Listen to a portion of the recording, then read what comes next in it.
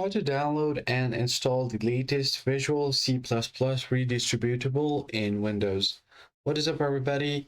In today's tutorial, we're going to look at how you can easily download and install the latest Visual C++ Redistributable models.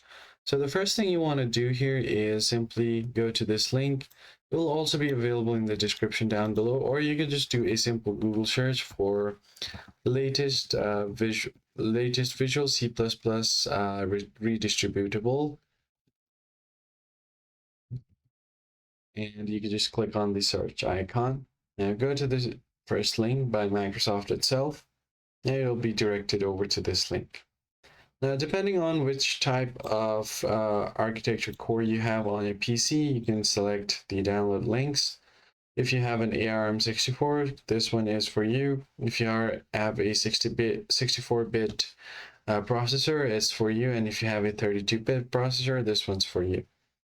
Now you can just go ahead and search for what kind of processor or architecture your laptop or PC has by just doing a quick Google search.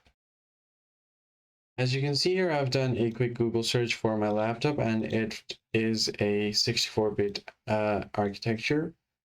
So what I can do is just go here and download this one over here for x86 version. Click on this. It's going to start downloading. Now you can just run this file and you should be good to go. You don't even have to run this. You can just go ahead and check this on your apps. So you can just go ahead and go to the search bar, so type in appwiz.cpl, then hit enter. And you'll get to the programs and features here, and you'll find the Microsoft Visual Studio Redistributable. So this one right here.